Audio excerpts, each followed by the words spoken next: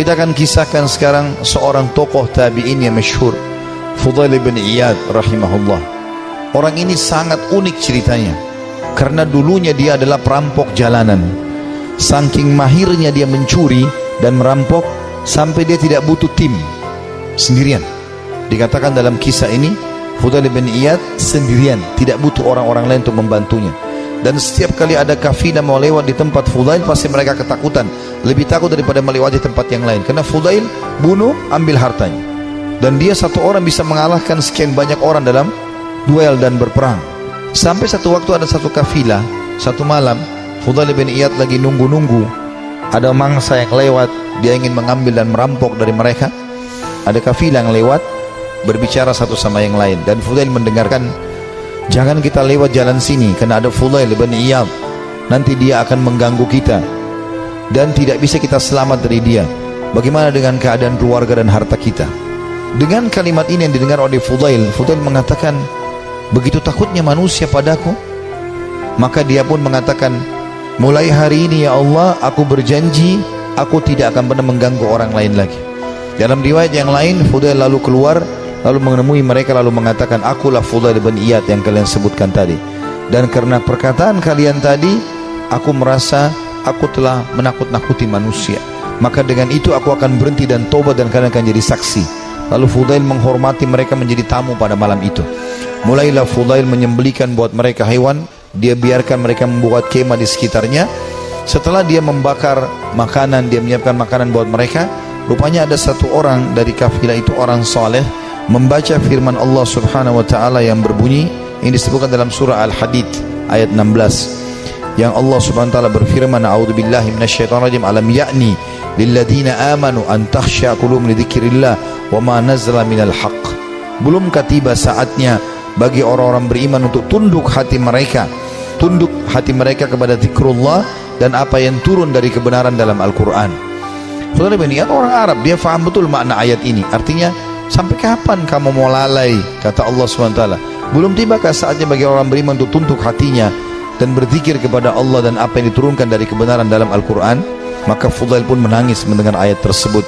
Lalu dia ulang-ulangi ayat itu sampai akhirnya dia menunjukkan taubatnya. Subhanallah, setelah dia taubat, mulai hari itu dia pergi ke Mekah, tiap hari Mekah dan Madinah. Artinya setiap saat dia di Mekah sebentar, nanti di Madinah lagi sebentar. Tidak pernah meninggalkan dua kota yang suci ini. Dan kata para ulama, orang-orang yang pada saat itu sudah menjadi ulama, kemudian menjadi sahabat dekatnya Fudail, di antaranya Abdullah bin Mubarak, Sufyan ats-Tsauri. Ini semua orang-orang yang luar biasa ibadahnya, terkenal sekali kesolehannya. Itu mereka mengatakan, kami tidak pernah menemukan orang setakut kepada Allah seperti Fudail bin Iyad. Dia luar biasa, kalau datang dekat Ka'bah nangis kepada Allah subhanahu wa ta'ala. Kalau nangis bisa sampai pingsan karena ketakutannya kepada Allah subhanahu wa ta'ala, dan dia betul-betul tulus. Sampai akhirnya Allah letakkan kalimat hikmah dari lisan dia. Banyak kalimat-kalimat mutiara yang disebutkan oleh Fudail bin Iyad rahimahullah, dan itu dinukil oleh para ulama. Seperti misalnya dia mengatakan sambil dia berdoa kepada Allah, ya Allah, seandainya Engkau membuka aib-aib kami, maka pasti akan kelihatan dan kami tidak akan mungkin bisa menutupinya, dan kami pasti akan dipermalukan. Dan kalau seandainya Engkau memperlihatkan amal-amal kami, akhirnya orang jadi puji-puji kami, maka kami akan binasa dan kami akan kena hukuman-Mu. Kemudian dia juga menyebutkan dalam statementnya yang masyhur setelah dia taubat, kamu berhias untuk manusia, hai Fudail, berdandan untuk mereka, dan terus saja riak, pamer ibadah-ibadah sehingga mereka menilaimu saleh. Mereka menunaikan kebutuhanmu, kemudian melapangkan tempat duduk untukmu dan bermuamalah denganmu karena mereka salah duga. Kamu buruk bila demikian adanya. Artinya orang-orang akan menilai kau seakan-akan kau itu orang soleh, padahal sebenarnya tidak. Dia terus menasihati dirinya agar jangan sampai dia lalai. Ibnu Mubarak berkata, Abdullah bin Mubarak setelah melihat ibadahnya Fudail bin Iyad yang tadinya penjahat besar, perampok jalanan, suka membunuh dan merampas harta orang, sesungguhnya Fudail merupakan bukti kebenaran kekuasaan Allah Azza wa Jal. Allah memunculkan hikmah melalui lisannya. Dia termasuk manusia yang dikaruniai manfaat dari amal-amalnya. Artinya ini bukti nyata, tanda-tanda kebesaran Allah. Tadinya penjahat besar, pembunuh, lalu dia taubat nasuha, dia tinggalkan semua kesalahannya. Allah tidak mau tahu masa lalu orang, tapi Allah subhanahu wa ta'ala menilai sekarang ke depan. Fudail berkata kepada seseorang yang bertanya, bagaimana caranya supaya bisa menjadi takut kepada Allah sebagaimana anda ini takut? Kata dia, kosongkan hatimu untuk sedih dan takut sampai keduanya dapat bersarang. Apabila keduanya bersarang di hatimu, maka keduanya akan membentengimu dari melakukan maksiat dan menjauhkan dirimu dari api neraka. Artinya dia mengatakan, yang membuat saya seperti ini, saya sengaja menanamkan rasa takut saya kepada Allah. Saya mempelajari tentang kemahabesarannya Allah subhanahu wa ta'ala sebagai pencipta, beratnya siksaannya kalau melanggar terus menerus. Kemudian saya biarkan tersarang dalam hati saya, maka akhirnya itu membentengi saya dari kemaksiatan. Dia juga berkata, sedih karena Allah di dunia menghilangkan keresahan di akhirat, dan terlalu gembira di dunia menghilangkan manisnya ibadah. Artinya dia mengatakan, sedih karena Allah di dunia maksudnya merasa rindu dengan surga, takut dengan dosa, menghilangkan keresahan di akhirat. Tidak akan mungkin bersatu antara dua kesedihan.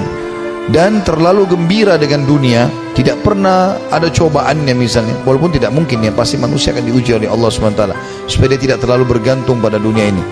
Dan terlalu gembira dengan dunia berlebih-lebihan sampai terbahak-bahak, sampai luar biasa merasa hidupnya harus selalu kegembiraan, padahal itu juga tidak mungkin terjadi, maka akan membuat atau menghilangkan manisnya ibadah.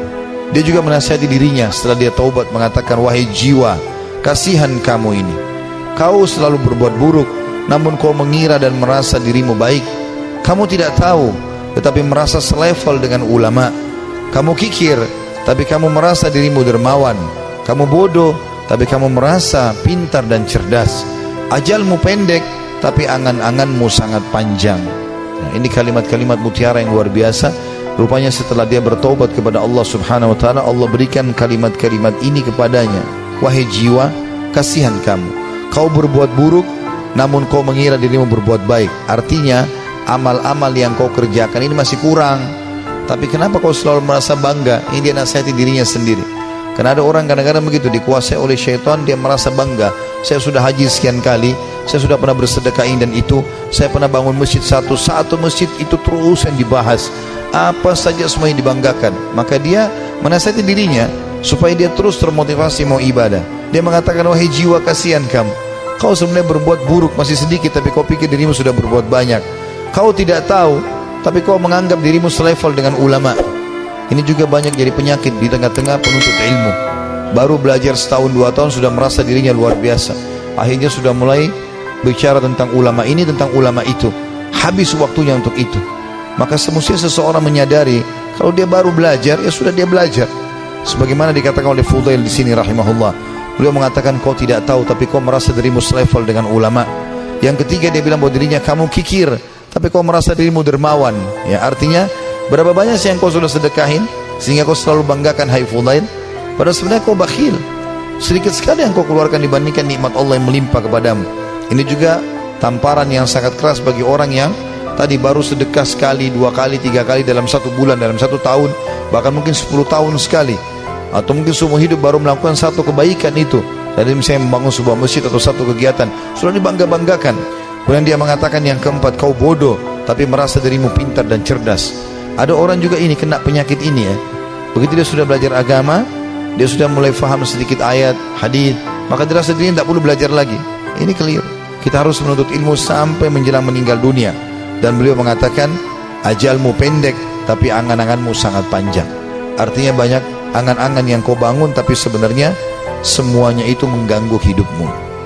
Juga dia berkata, Fudail rahimahullah, manusia paling berdusta adalah mereka yang mengulangi perbuatan dosa yang pernah dilakukannya.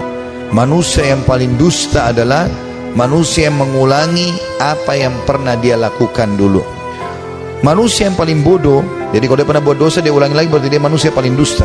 Dia sudah tahu salah tapi kenapa dia lakukan. Lalu dia mengatakan manusia paling bodoh adalah manusia yang memperlihatkan amal kebaikannya.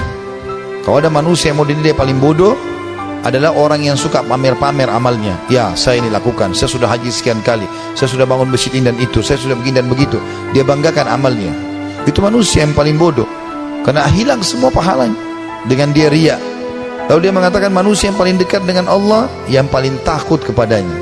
Ini juga statementnya mirip dengan apa yang dikatakan oleh sebagian ulama, yang membuat Umar bin Khattab radhiyallahu anhu mendapatkan kemuliaan sabda Nabi SAW, wahai Ibnu Khattab, kalau kau lewat di sebuah lembah, syaitan melihat kau lewat di lembah itu, maka dia akan mencari lembah yang lain karena takut bertemu denganmu. Kata ulama, syaitan takut dengan Umar bin Khattab, padahal Umar gak melihatnya. Bertemu dengan Umar aja syaitan cari tempat lain. Jadi jangankan menggoda, jadi dia bahkan menghindar dari Umar, padahal Umar tidak melihatnya. Karena rasa takutnya Umar bin Khattab kepada Allah subhanahu wa ta'ala. Jadi siapa yang takut kepada Allah, Allah akan buat seluruh makhluk takut kepadanya. Dan siapa yang tunduk kepada Allah, Allah juga tundukkan makhluk kepadanya. Semua itu siapa yang cinta kepada Allah, Allah akan buat makhluk cinta kepadanya, dan seterusnya. Juga kata beliau, manusia tidak akan sempurna sehingga agamanya mampu mengalahkan nafsunya, dan manusia tidak akan binasa sehingga nafsunya mengalahkan agamanya. Ini statement yang mulia. Beliau mengatakan, kalimat ini penting untuk digarisbawahi teman-teman sekalian. Manusia tidak akan sempurna sehingga agamanya mampu mengalahkan nafsunya. Artinya ilmu yang dia pelajari itu menjadi patokan dan pegangan hidupnya, sehingga nafsunya diawasi oleh ilmunya. Karena ilmu agama itu mengawasi kita. Kalau kita belajar agama, halal haramnya Allah seperti bodyguard. Kita mau makan, mau minum, mau mencari pendapatan, mau bergaul, agama akan mengatakan itu boleh atau tidak boleh. Maka orang yang sempurna adalah orang yang justru ilmu agamanya itu bisa mengontrol hawa nafsunya. Dan sebaliknya, orang yang binasa adalah orang yang nafsunya mengalahkan agamanya. Dan ini semua adalah hal mendasar yang perlu digarisbawahi dari nasihat yang mulia. Ini sebagian kecil ya, banyak sekali statementnya. Hampir semua buku tentang pensucian jiwa, tentang zuhud, menginginkan akhirat daripada dunia, masalah keimanan, masalah penyesalan, itu selalu ada statementnya Fudail bin Iyad. Padahal tadinya dia ini seorang penjahat besar, tapi bagaimana Allah subhanahu wa ta'ala memberikan kepada dia karunia dengan taubatnya yang luar biasa, nasuha. Allah memberikan kata-kata mutiara dari lisannya. Al-Zahabi berkata, ditanya kepada Fudail, apa itu zuhud, mendahulukan akhirat dari dunia? Dia mengatakan banyak qana'ah. Qana'ah artinya merasa puas ya dengan apa yang telah Allah berikan. Itu namanya zuhud, kata beliau.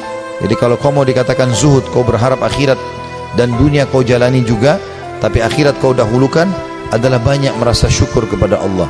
Lalu ditanya kepadanya tentang wara. Wara itu menjaga kesucian hubungan sama Allah. Ia menjawab, menjauh dari yang diharamkan syariat. Apapun yang Allah larang, tinggalkan. Bukan cuma yang haram, yang makruh pun ditinggalkan. Makan minum berdiri aja tidak dilakukan, apalagi kalau sampai makan yang haram. Dan kita kalau tinggalkan sesuatu yang makruh, berarti yang haram akan lebih mudah kita tinggalkan. Orang kalau tinggalkan yang makruh, yang haram akan dia tinggalkan. Orang kalau kerjakan amal yang sunnah, amal wajib pasti akan dia kerjakan. Lalu ditanya juga kepada dia, apa ibadah itu? Ia menjawab, melaksanakan apa yang diwajibkan sebaik mungkin. Dan sekian banyak statement Fudail bin Iyad rahimahullah yang kita bisa ambil pelajaran darinya. Artinya tidak ada kata terlambat dalam bertaubat, dan kalau orang taubatnya nasuha, Allah subhanahu wa ta'ala akan karuniakan untuk dia kelebihan-kelebihan yang banyak.